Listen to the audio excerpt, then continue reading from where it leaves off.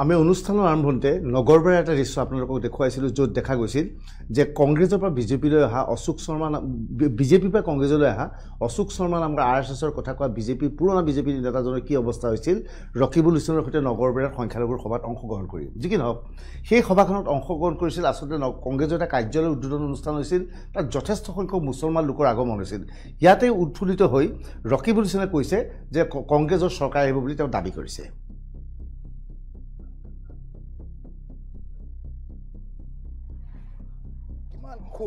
এই কাৰ্যালয় উদ্বোধনত আপোনালোকে দেখিছে ঘৰৰ কাম কাজ এৰি থৈ মহিলাসকলে 4টা বজাৰ মিটিঙৰ 1টা বজাতে আহি বহি আছে বয়সস্থ লোকসকল বহি আছে বিভিন্ন নৃত্যৰ আমাৰ যিসকল শিল্পী আছে সেইসকল আহিছে মানুহৰ মাজত উৎসাহ যে কংগ্ৰেছ হয় কংগ্ৰেছ অৱস্থা বেয়া বুলি ক'লে ভুল কোৱা হ'ব বিশেষকৈ ধৰ্মীয় সংখ্যালঘুৰ স্থানত কংগ্ৰেছে যেতিয়া সভাৰ আয়োজন কৰে তাত বৃহৎ সংখ্যক লোকৰ আগমন হয় কিন্তু কংগ্ৰেছৰ সভা ধৰ্মীয় সংখ্যালঘুৰ পৰিৱৰ্তে হিন্দু বেল্টত অনুষ্ঠিত কৰিলে কিমান মানুহ হয় সেই কথা আমি সকলোৱে দেখা পাইছোঁ ৰকিবুল হুছেইনে দাবী কৰিছে যে উজনিৰ পৰা বিভিন্ন জনগোষ্ঠী ইতিমধ্যে মুখ্যমন্ত্ৰী নেতৃত্বাধীন বিজেপি চৰকাৰৰ প্ৰতি বেয়া পাই তেওঁলোক আঁতৰি গৈছে এনে অৱস্থাত হিমন্ত বিশ্ব শৰ্মাই এতিয়া মিয়াৰ ভোট বিচাৰিবলৈ বাধ্য হৈছে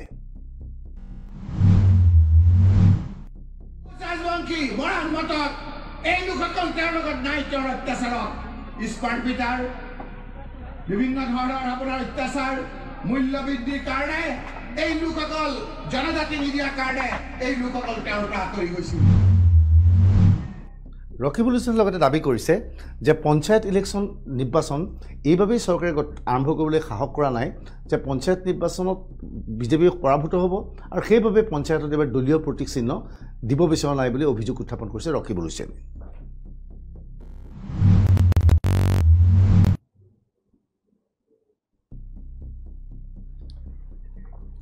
ৰকিবুল হুছেইনে কৈছিল যে পঞ্চায়ত নিৰ্বাচন চৰকাৰে আয়োজন কৰিব পৰা নাই আয়োজন কৰিব নোৱাৰাৰ মূল কাৰণটো হৈছে চিহ্ন হ'বলৈ প্ৰতীক চিহ্ন নিদিওঁ বুলি কৈছে আচলতে হিমন্ত বিশ্ব শৰ্মাৰ চৰকাৰখনে পঞ্চায়তৰ নিম্ন পৰ্যায়ত প্ৰতীক চিহ্নত নিৰ্বাচন নেখেলুৱাৰ সিদ্ধান্ত লৈছে মুখ্যমন্ত্ৰীৰ ধাৰণা যে পঞ্চায়তৰ ফলত এনে নিৰ্বাচনৰ ফলত পঞ্চায়তত ভাল ভাল গাঁৱৰ মানুহে শিক্ষক অধিবক্তা আদিয়ে কোনো দলীয় প্ৰতীক চিহ্ন নহয় নিৰ্বাচন খেলিব পাৰিব কিন্তু দলীয় প্ৰতীক চিহ্ন থাকিলে সেইজন ব্যক্তি নিৰ্বাচন খেলিবলৈ বেয়া পায় পঞ্চায়ত নিৰ্বাচন সংক্ৰান্তত কংগ্ৰেছে অকলে খেলিব বিচাৰি আছে ইয়াৰ বিপৰীতে ৰাইজৰ দল জাতীয় পৰিষদে এতিয়া ৰকিবুল হুছেইনে পঞ্চায়তৰ নিৰ্বাচনৰ বাবে কেনেকৈ ভয় খাইছে বুলি বিজেপিয়ে কৈছে সেয়া এবাৰ শুনি লওক এনেকুৱা এটা নিৰ্বাচন যিটো সাংবিধানিক ব্যৱস্থা যেনেকৈ আপোনাৰ লোকসভাটো এটা সাংবিধানিক ব্যৱস্থা 5 বছৰৰ পিছত নিৰ্বাচন হোৱাটো বাধ্যতামূলক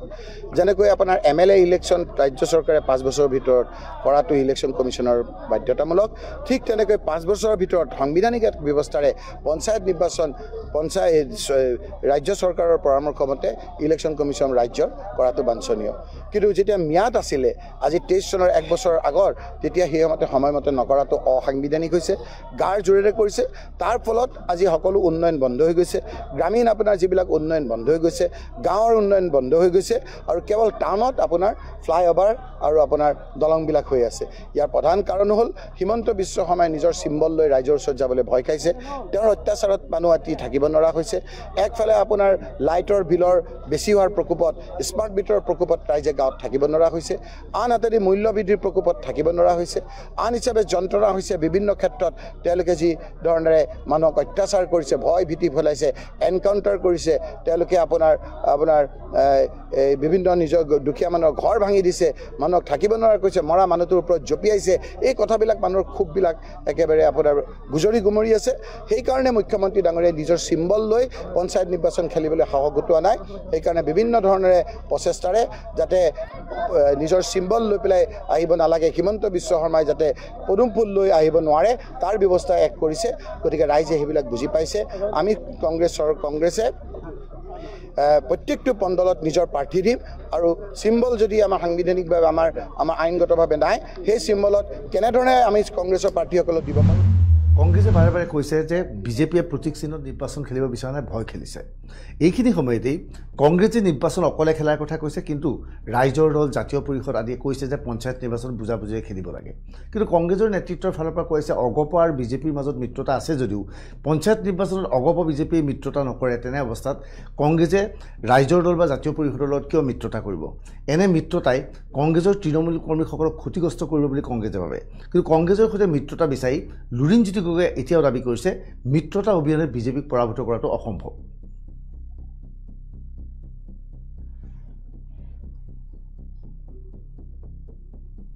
একতাৰে যুঁজিব লাগে বিৰোধীয়ে, যাতে বিজেপিক অসমৰ মাটিৰ পৰা পুলিয়ে পোখাই উৎখাত কৰাৰ যিটো যাত্ৰা ২৬ত যিটো লক্ষ্য লৈছোঁ সেইটো এই পঞ্চায়ত নিৰ্বাচনৰ পৰাই প্ৰতিফলিত হয়। গতিকে আমি আমাৰ বহুদিনৰ পৰা আমাৰ সাংগঠনিক ভেটি ক'ত শক্তিশালী, ২১ৰ বিধানসভা নিৰ্বাচনত আমি ক'ত ভাল ফলাফল দেখুৱাইছিলোঁ, সেই অঞ্চলসমূহ ইতিমধ্যে আইডেণ্টিফাই কৰিছোঁ, চিনাক্তকৰণ কৰিছোঁ, কাম কাজো কৰিছোঁ। আৰু সেইবোৰত আমাৰ যিসকল প্ৰাৰ্থী আছে, প্ৰাৰ্থী ইতিমধ্যে আমি প্ৰায় নিৰ্বাচিত হৈছে। ক'ৰবাত ১০০% হৈছে, ক'ৰবাত ৭০-৮০% হৈছে, ক'ৰবাত চলি আছে চেষ্টা, আৰু সংগঠন কৰিবৰ কাৰণেও তাতে ইতিমধ্যে মানুহে কাম কাজ অনবৰত কৰি আছে। গতিকে আমাৰ লক্ষ্যটো আগৰ পৰা স্পষ্ট। আমাৰ মূল শক্তিটোৱে হ'ল একতা। এই কথাটো বুজি পাব লাগিব, কাৰণ অতি ধনৱন্ত বিজেপিৰ লগত যদি তেওঁলোকৰ লগত সকলো আছে, তেওঁলোকৰ লগত টকা পইচা আছে, তেওঁলোকৰ লগত বিষয়া কৰ্মচাৰী আছে, তেওঁলোকৰ লগত আনকি বহু সময়ত সংবাদ গোষ্ঠীও তেওঁলোকক সহযোগিতা আগবঢ়ায়। তেনে প্ৰেক্ষাপটত আমি তেওঁলোকক পৰাভূত কৰিবলৈ হ'লে একতাৰ বিকল্প নাই, কাৰণ টকা পইচা আৰু সাংগঠনিকভাৱে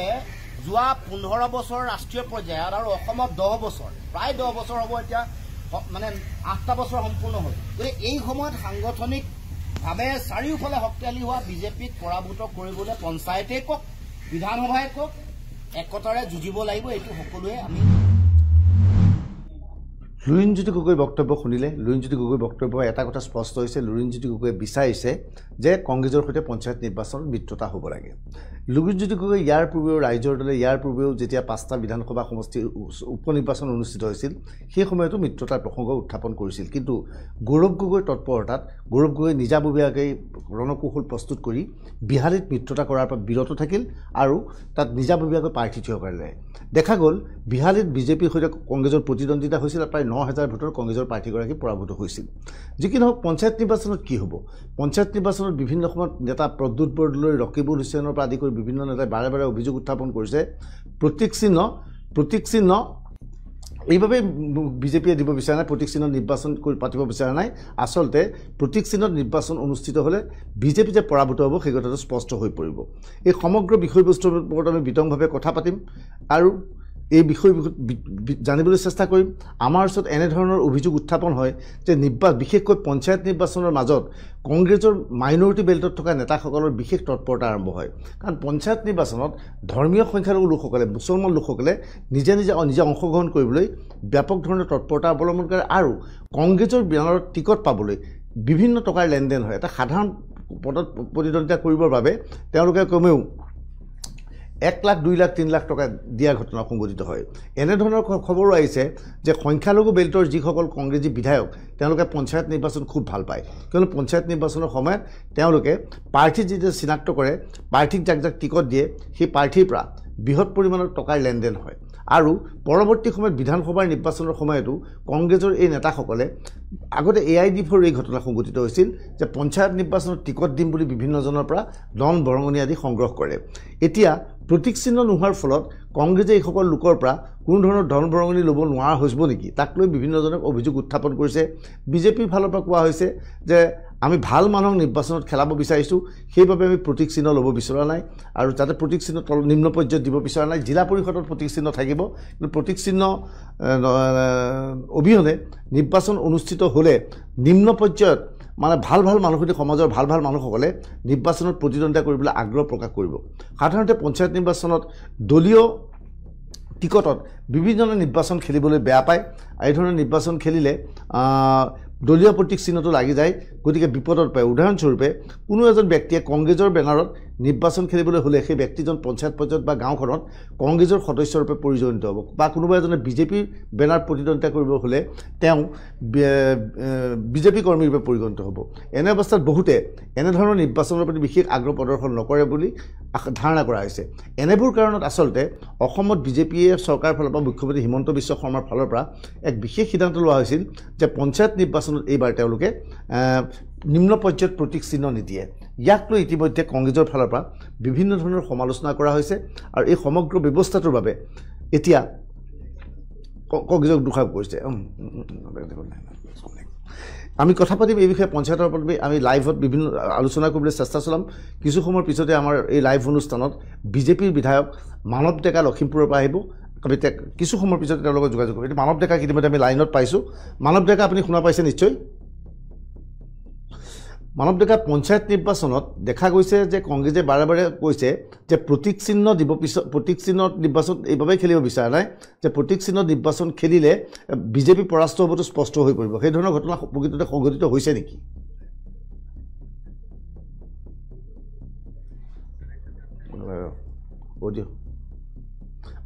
মানৱ ডেকা কাৰিকৰী বিজুতিৰ বাবে অকণমান ৰখিব লাগিব লাইনটো অলপ সংযোগ আমাৰ বিচ্ছিন্ন হৈ গৈছে মই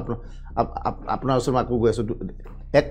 আপুনি 1 মিনিটৰ পিছত আপোনাৰ ওচৰত যাবলৈ চেষ্টা কৰাম কিন্তু তাৰ আগতে আন এক খবৰ লৈ আহিছোঁ মানৱ ডেকাৰ কাষলৈ যোৱাৰ পূৰ্বে দ্বিতীয় খবৰটো আনিছোঁ যে আজি আন এক ঘটনা প্ৰদেশ কংগ্ৰেছৰ ফালৰ পৰা আজি ঘটনা এটা সংঘটিত হৈছে প্ৰদেশ কংগ্ৰেছৰ সভাপতি ভূপেন বৰাই আজি ৰাতিপুৱা 9 বজাতে এতিয়া গুৱাহাটীস্থিত বাসগৃহত এক সংবাদমেলৰ আয়োজন কৰে আৰু এই সংবাদমেলৰ আয়োজন কৰি ৰাহুল গান্ধীৰ বিৰুদ্ধে গোচৰ ৰুজু কৰাৰ প্ৰসংগ উত্থাপন কৰে উল্লেখযোগ্য যে ৰাহুল গান্ধীয়ে মোহন ভাগৱতৰ বিৰুদ্ধে মন্তব্য কৰা বুলি অভিযোগ ৰাহুল গান্ধীয়ে মোহন ভাগৱতৰ বিৰুদ্ধে বক্তব্য উত্থাপন কৰাৰ অভিযোগ উত্থাপন কৰি গুৱাহাটী উচ্চ ন্যায়ালয়ৰ এজন অধিবক্তাই আৰক্ষী থানাত এটা গোচৰ ৰুজু কৰিছিল আৰক্ষীয়ে ইতিমধ্যে গোচৰটো ওলাইছে এই ঘটনাক কেন্দ্ৰ কৰি প্ৰতিক্ৰিয়া ব্যক্ত কৰিছে ভূপেন বৰাই বিৰোধী ঐক্য মঞ্চ এতিয়া অসম সন্মিলিত মঞ্চ দিছপুৰ থানাত মুখ্যমন্ত্ৰীয়ে সাম্প্ৰদায়িক উচতনিমূলক বক্তব্য দিয়া বুলি আমি এটা কেছ দিছিলোঁ মধ্যপ্ৰদেশৰ এখন জনসভাত মুখ্যমন্ত্ৰী হিমন্ত বিশ্ব শৰ্মা ডাঙৰীয়াই সোনিয়া গান্ধী ডাঙৰীয়ানীৰ ঘৰ জ্বলাই দিব লাগে আৰু অন্য এখন ৰাজ্যত গৈ আমাৰ নেতা ৰাহুল গান্ধীৰ বিৰুদ্ধে কৰা অতি অসাংবিধানিক বক্তব্যৰ বিৰুদ্ধে আমি পুলিচৰ কাষ চাপিছিলোঁ সেই কথাবিলাক অসমৰ সংবাদ মাধ্যমে আৰু অসমৰ ৰাইজে জানে কিন্তু আজিৰ পৰা কেইদিনমানৰ আগতে যেতিয়া আমাৰ অল ইণ্ডিয়া কংগ্ৰেছ কমিটিৰ নৱনিৰ্মিত ইণ্ডিয়া ভৱনৰ উদ্বোধনী অনুষ্ঠানত আমাৰ নেতা ৰাহুল গান্ধী ডাঙৰীয়াৰ যিটো বক্তব্য দিছিল সেই বক্তব্যৰ আঁত ধৰি এগৰাকী অধিবক্তাই দিয়া এটা কেছ অসম পুলিচে লগে লগেই ৰেজিষ্টাৰ কৰি পঞ্জীভূত কৰি তেওঁলোকৰ যিটো অগণতান্ত্ৰিক চৰিত্ৰ অসাংবিধানিক যিটো চৰিত্ৰ পুলিচৰ আৰু পুলিচ কি ধৰণে শাসকীয় দলটোৰ আজ্ঞাবাহী ভিত্ত হিচাপে কাম কৰিছে তাক স্পষ্টভাৱে তেওঁলোকে প্ৰতীয়মান কৰিছে এতিয়া বিৰোধী ঐক্য মঞ্চ এতিয়া অসম সন্মিলিত মঞ্চ দিছপুৰ থানাত মুখ্যমন্ত্ৰীয়ে সাম্প্ৰদায়িক উচতনিমূলক বক্তব্য দিয়া বুলি আমি এটা কেছ দিছিলোঁ মধ্যপ্ৰদেশৰ এখন জনসভাত মুখ্যমন্ত্ৰী হিমন্ত বিশ্ব শৰ্মা ডাঙৰীয়াই এই মুহূৰ্তত আমাৰ লগত লখিমপুৰৰ পৰা সংযোজন হৈছে বিজেপিৰ বিধায়ক মানৱ ডেকা বিজেপিয়ে নিৰ্বাচনত এবাৰ পঞ্চায়ত নিৰ্বাচনত নিম্ন পৰ্যায়ত প্ৰতীক চিহ্ন নাথাকি নকৰি নিৰ্বাচন খেলিব বিচাৰিছে কিন্তু ৰকিবুল হুছেইনকে ধৰি কংগ্ৰেছৰ একাংশ নেতাই কৈছে প্ৰতীক চিহ্নত নিৰ্বাচন খেলিলে বিজেপি পৰাস্ত হ'ব বুলি নিশ্চিত হৈ পেলাই এনেধৰণৰ সিদ্ধান্ত গ্ৰহণ কৰিছে আপুনি কি কয় এই বিষয়ে ৱাৰ্ড মেম্বাৰ আঞ্চলিক পঞ্চায়ত জিলা পৰিষদ আৰু একেজন ব্যক্তিয়ে তিনিটা ইলেকশ্যনত ভোট দিব নে নিদিয়ে দিব এইবিলাক প্ৰেছ মিট কৰি থকাতকৈ মই জানো যে তেওঁলোকে এইবিলাক কৈছে সামগ্ৰী ৰিজাল্টৰ পিছত তেওঁলোকে আৰু ভয় খাইছে এইবিলাক হৈ থকাতকৈ তেওঁলোকে জিলা পৰিষদৰ আঞ্চলিক পঞ্চায়তটো আমাক ভৰাই দেখাই দিলে হ'ল আমাৰ বিৰোধীতে আছে তো জিলা পৰিষদৰ আঞ্চলিক পঞ্চায়ততো আমাক হয় এটা গোটেই বস্তুটো ক'ত হৈছে এটা শুনক মই কৈ আছো কাহিনীটো আপুনি শুনিব এইটো এটা ইণ্টাৰেষ্টিং ইয়াতে টুইষ্ট এটা আছে আচলতে পঞ্চায়ত ইলেকশ্যনত আমি বিচাৰিছো যে গাঁও পঞ্চায়ত যেহেতু 500 ভোট এটা ৱাৰ্ড মেম্বাৰ বা 600 800 900 মেক্সিমাম সেই তাতে প্ৰত্যেকজন ব্যক্তিক জানে কিন্তু আঞ্চলিক পঞ্চায়ত বা জিলা পৰিষদ বা MLA MP ইলেকশ্যনত ব্যক্তিজনক ব্যক্তিগতভাৱে জনাৰ উপায় নাথাকে আৰু গাঁৱত এনেকুৱা কিছু মানুহ থাকে যি ৰাজনৈতিকভাৱে সামাজিকভাৱে সচেতন কিন্তু কোনো ৰাজনৈতিক দলৰ সদস্য হ'ব নিবিচাৰে তেওঁলোকেও গাঁওখনক সাৰ্ভ কৰিব বিচাৰে সেৱা আগবঢ়াব বিচাৰে যেতিয়া চিম্বলত ইলেকশ্যন হয় তেতিয়া সেই মানুহসকলে ইলেকশ্যন প্ৰচেছটোত পাৰ্টিচিপেট নকৰে বা অংশগ্ৰহণ নকৰে সেই এটা মহান উদ্দেশ্য ৰাখি যিহেতু ভাৰতবৰ্ষত কেইবাখনো ডাঙৰ ষ্টেটত পঞ্চায়ত চিম্বলত নেখেলে এতিয়া আমি সেই এটা ভাল মনোভাৱ লৈ এছেম্বলিয়ে বিল এখন পাছ কৰি এই সিদ্ধান্ত লোৱা হৈছে এতিয়া ক'ত হৈছে ঘটনাটো হৈছে শিলপৰা কোপৰ নিচিনা অৱস্থা হৈছে কংগ্ৰেছ দলৰ টিকেট বিক্ৰী হয় অসমত 22,000তকৈ অধিক ৱাৰ্ড মেম্বাৰ আছে 22,000তকৈ অধিক আৰু এইটো অপ্ৰিয়লো সত্য মই এইটো কাকো তুচ্ছ তাচ্ছিল্য কৰিব কোৱা নাই যে ৰাজনৈতিক ব্যৱস্থাটোত পঞ্চায়তৰ ভাৱে সাংঘাতিকভাৱে সংখ্যালঘু লোকসকল খুব জেদাজেদি হয় মোৰ ইয়াতো হয় সেইটো হ'ব পাৰে ৰাজনৈতিকভাৱে সচেতন সেই পইচাটো কোনে সংগ্ৰহ কৰে এটা ৱাৰ্ড মেম্বাৰ যদি 10,000 বেছি কিমান ডাঙৰ ফাইনেন্সিয়েল ইমপ্লিকেশ্যন এটা বা সেইটোৱে এতিয়া চাওক মই এই দলটো তেওঁলোকে যিবিলাক লিডাৰে ডাঙৰ লেকচাৰ মাৰে তেওঁলোকে যিমান দিন কংগ্ৰেছ কৰিছে আমিওতো সিমান দিন কংগ্ৰেছ কৰিছো ন আমি জানো নহয় এইটো এটা লেয়াৰ আছে এজেণ্ট ৰাজীৱ ভৱনৰ পৰা একদম CNFটো ৰাজীৱ ভৱনৰ পৰা চলিব তেওঁলোকে জিলা পৰ্যায়ত বা MLA সকলক মানে হেৰি দিব ডিলাৰ বনাই দিব তাৰপিছত গ্ৰাউণ্ডত একেবাৰে লেয়াৰ অফ মানে মিডলমেন তলৰ পৰা ৱাৰ্ড মেম্বাৰ টিকেটখিনি ফাইনেল কৰিব এটা এইটো যোৱাবাৰ ৰিপুণ বৰা ডাঙৰীয়া সভাপতি থাকোঁতে আপোনালোকে নিজে দেখিছে কেইবাজনো মানুহে টিভিতে কৈছে মই এতিয়া সিমান বিতৰ্কলৈ নাযাওঁ তেওঁলোকৰ গোটেই বস্তুটো মানে পেটৰ কামুৰণিটি হ'ল যে টিকেটকেইটা বিক্ৰী কৰিব নোৱাৰিব ৱাৰ্ডৰ আপুনি যে কৈছে তেওঁলোকে যদি সঁচাকৈ বিক্ৰী কৰা হয় আঞ্চলিক আৰু জিলা পৰিষদৰ প্ৰাৰ্থিত্ব দিয়াৰ ক্ষেত্ৰত টিকেট বিক্ৰী কৰা হয় নেকি নাভুজ নাচুত কথা কৈছে নে নাই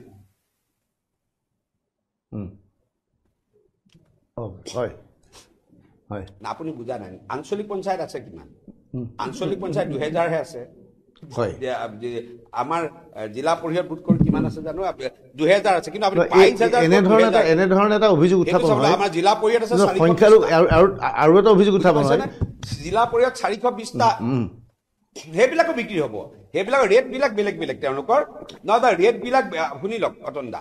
তাৰমানে আপোনাৰ মই ৰেট বিলাক বেলেগ ৱাৰ্ড মেম্বাৰ যদি 10,000 হয় আঞ্চলিক পঞ্চায়ত 1 লাখত হ'ব জিলা পৰিষদ 10-20 লাখত হ'ব কিন্তু যিটো আপোনাৰ কোৱান্টিটি ফালৰ পৰা সাইজটো বহুত নহয় 22,000 ৱাৰ্ড মেম্বাৰ গতিকে সেইটোৱে মোক বুকুত হাত থৈ কওকচোন যে নহয় ঠিক আছে কংগ্ৰেছে এবাৰ বিজেপিয়ে ভয় কৰি ৱাৰ্ড মেম্বাৰ হাৰিব বুলি খেলা নাই আমি সব জিলা পৰিষদ আঞ্চলিক পঞ্চায়ত জিকিলে হাতত বুকুত হাত থৈ কওক কাৰণ একেজন ব্যক্তিয়ে ৱাৰ্ড মেম্বাৰৰ ইলেকশ্যনত ভোট দিব আঞ্চলিক পঞ্চায়তৰ ইলেকশ্যনতো ভোট দিব জিলা পৰিষদৰ ইলেকশ্যনতো ভোট দিব তেতিয়া তেওঁলোকে এইটো বুজাইছে যে আমি ৱাৰ্ডত হৰিম আৰু বিজেপিয়ে মানে জিলা পৰিষদৰ আঞ্চলিক পঞ্চায়ত জিকিব এইটো বুজাইছে নেকি সেই কথাটো ক্লিয়াৰ কৰি দিলে এইখিনি আৰু এটা কথা আছে যে এইটো কিমান দূৰ সত্য আপুনি যদি কংগ্ৰেছত আছিল আপুনি ভালকৈ জানিব যে মাইনৰিটি বেল্টত ধৰ্মীয় সংখ্যালঘু অঞ্চলত পঞ্চায়তৰ টিকট বিচাৰ উৎপাতটো বোলে বেছি হয় হিন্দু বেল্টতকৈ কিমান দূৰ সত্য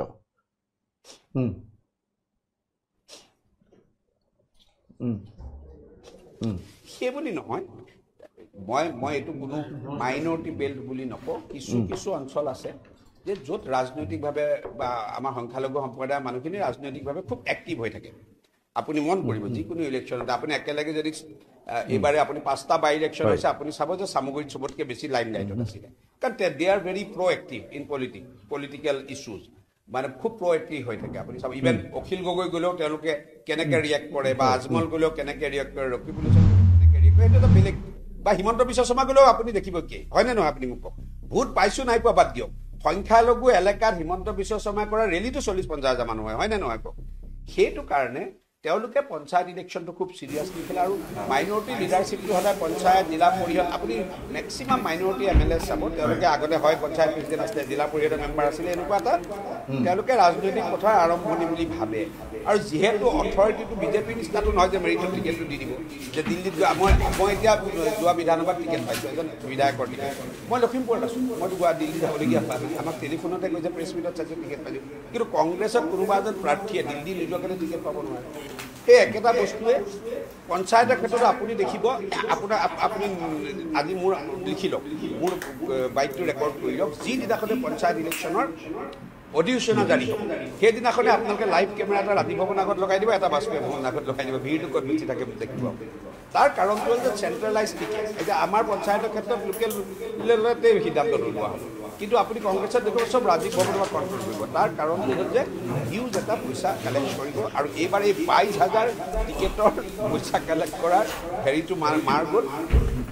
ব্যৱস্থাটো নাইকিয়া হ'ল সেইকাৰণে তেওঁলোকে এনেকৈ ৰিয়েক্ট কৰিছে আৰু তেওঁলোকে কৈ আছে পঞ্চায়ত ইলেকশ্যন পাতিব বিচৰা নাই কিবা আৰে আপোনালোকৰ কেণ্ডিডেট যোৱা লোকসভা নিৰ্বাচন হাফিজ ৰছিদ চৌধুৰী ডাঙৰীয়া সুপ্ৰিম কোৰ্টৰ হাইকোৰ্টৰ লয়াৰ তেওঁ পাৰ্টিৰ পৰা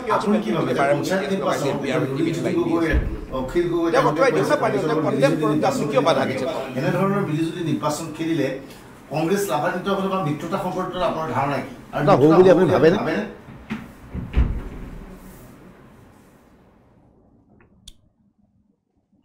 মই কি কাৰণে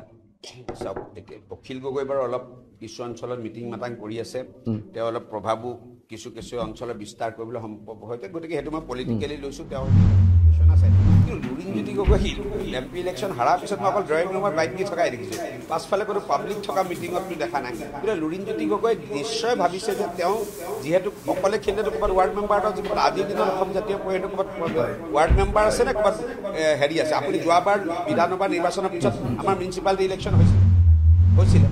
ক'ত লুৰিণজ্যোতি গগৈ ৱাৰ্ড মেম্বাৰজন জিকিছে মোক হিচাপ দেখাই দিয়কচোন গতিকে তেওঁ জানে যে এতিয়া তেওঁ কৈ দিব যে আমি একেলগে মিলি জিকিলোঁ য'ত দুই এটা জিকিব যে আমি ধুবুৰীত একেলগে মিলি জিকিলোঁ আমি বৰপেটাত একেলগে মিলি জিকিলোঁ এলায়েন্স কৰি কিন্তু যেতিয়া